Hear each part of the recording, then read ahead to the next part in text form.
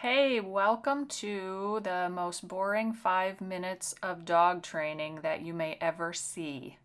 Um, yeah, no flashy healing, no really interesting tricks or obedience in this one, but a little bit of reality of training the average dog to be a better pet. So what you're seeing here is a little dog that has some anxiety issues that's learning how to process information a little bit differently. So you are seeing a little bit of stress. And what's going on is I have asked her to remain on that place board, which is positioned about maybe 18 inches from my desk. I'm sitting at my desk, and she would prefer to be under my legs or sitting on my foot, basically. That's where she would rather fall asleep. So previous to turning the camera on, I used her leash and I put her back on that place board about half a dozen times because she was insisting on trying to creep under my desk and lay next to me, and I kept putting her back. So at this point, she's figured out that that's not going to be allowed, and so she's trying to figure out what to do with it.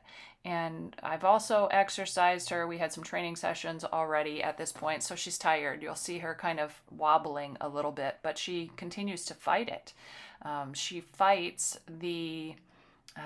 she fights allowing herself to relax and lay down. And of course, for a nervous dog, that's because laying there feels insecure. It feels more vulnerable than laying under my feet and being in constant contact with me. So you might be asking yourself, well, Robin, why wouldn't you just let her do that if she's more comfortable? And the answer is because that doesn't help her. That doesn't help her long term. So this little dog came to me because she is 2 years old, and she was acquired during COVID. And as most of us already know, these dogs did not get the same amount of socialization that we would like to see happen. They didn't get out and about, and they didn't see the world. So therefore, they grew up a little bit sheltered, too much sheltered, actually. And because of that, they tend to be overreactive to simple things in the environment. And that's what this little dog was doing. She was barking at everything. She was given a little bit of growling if people came to her house. When I first met her and the owner showed up, she was growling at me, barking at me.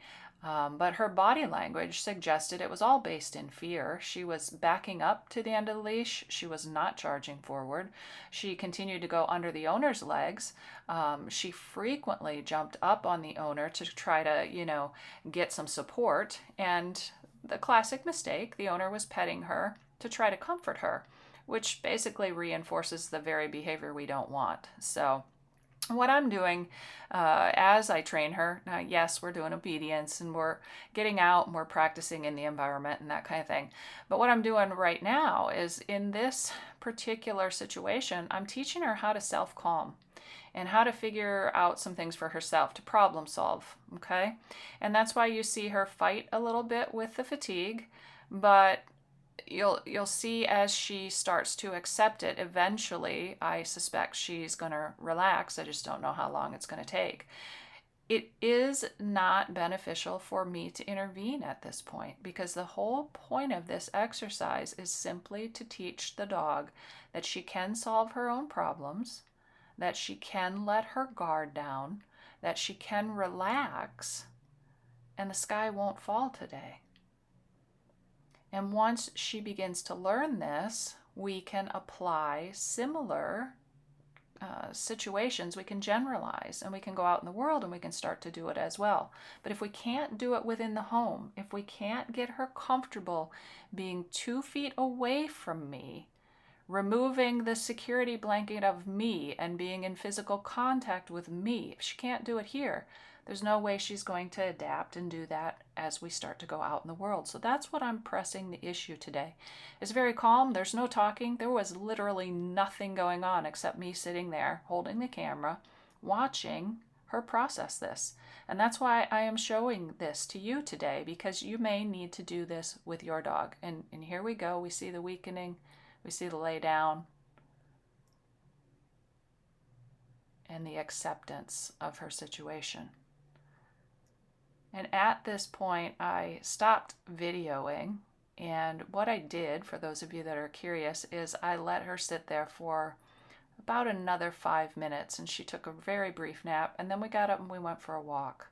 So, for anybody out there that's struggling with anxiety, there's a lot to be said about a boring training session and just teaching the dog how to self calm and how to be. So, get out there and do it. You too can be your dog's hero.